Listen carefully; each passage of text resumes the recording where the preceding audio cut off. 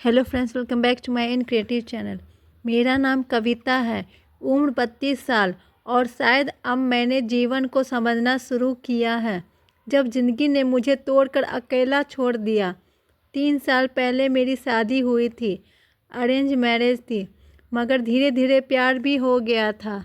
कम से कम मुझे तो यही लगा था, पर शायद वो प्यार एक तरफा था, क्योंकि एक दिन अचानक मेरे पति ने कहा, मुझे अब यह सब नहीं चाहिए, मैं जा रहा हूँ, अपनी ज़िंदगी अपने हिसाब से जीना चाहता हूँ।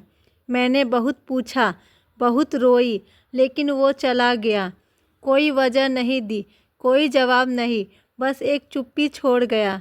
अब मेरे जीवन में बचा था एक सूना घर, दीवार पर टिक टिक करती घड़ी और मैं। शुरू में मोहल्ले की औरतें सहानुभूति दिखाती थी, हाय बेचारी कहती थी। फिर धीरे धीरे उनकी बातें कानों तक आने लगी। पता नहीं क्या किया होगा इसने जो पति चला गया। मैं अब लोगों से मिलना बंद कर चुकी थी। बस एक चेहरा था जो हर दिन नमस्ते कहता था, मेरा पड़ोसी राजीव। राजीव अकेला रहता था, कभी उसकी बीवी की बात नहीं की उसने। शुरू में बस नमस्ते, फिर एक दिन बोला, अकेली मत रहा कीजिए, ज़िंदगी बहुत लंबी होती है अकेले काटने के लिए। मैंने कोई जवाब नहीं दिया, पर उस दिन के बाद राजीव कभी कभी दरवाजे पर चाय ले आता और मैं चुपचाप बैठकर पी लेती थी। धीरे धीरे हमारे बीच बातचीत शुरू हुई। शुरुआत मौसम से हुई, फिर ज़िंदगी तक पहुंच गई।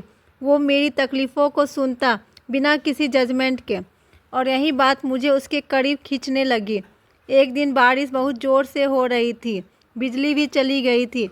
मैं अंधेरे में अकेली बैठी थी। राजीव ने दरवाज़ा खटखटाया। अकेली मत बैठिए, आइए मेरे घर चलिए।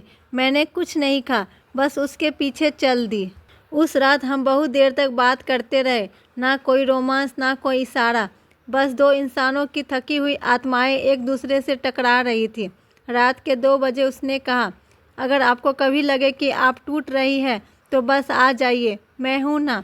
उस रात मैंने पहली बार रोते हुए किसी के कंधे पर सिर रखा। समाज क्या सोचता है, ये सवाल अब भी मेरे मन में था, लेकिन उस रात के बाद मेरी तन्हाई कम होने लगी। राजीव रोज़ आता, कभी सब्जी ले आता, कभी मेरी पसंद की किताब। मैं कभी कभी सोचती, क्या ये प्यार है? फिर खुद से ही जवाब मिल जाता, नहीं, ये सिर्फ एक रिश्ता है, नाम के बिना, शर्तों के बिना। एक दिन मोहल्ले की औरतें मुझे घूरती रही, मैं चुप रही, लेकिन शाम को एक आंटी आकर बोली, बेटी लोग बातें कर रहे हैं, समझदार बनो। मैं मुस्कुरा दी, क्योंकि अब मुझे उनकी बातों से फ़र्क नहीं पड़ता था। अब मैं जा रही थी अपने लिए। राजीव ने कभी कभी नहीं मांगा मुझसे, ना साथ ना नाम, बस मेरी खुशी। कई महीनों बाद मैंने मंदिर में पूजा रखी, सब मोहल्ले वाले आए, राजीव भी आया। मैंने आरती के बाद सबसे कहा, आज पहली बार मैं खुद के लिए पूजा कर रही हूँ, क्योंकि अब मैं खुद को खोना नहीं चाहती। लोगों की आंखों में सवाल थे, लेकिन मेरे दिल में पहली बार चैन था। आज भी राजीव आता है रोज़, कभी बातें करने, कभी चुपचाप बैठने, कभी सिर्फ ये देखने कि मैं ठीक हूँ या नहीं।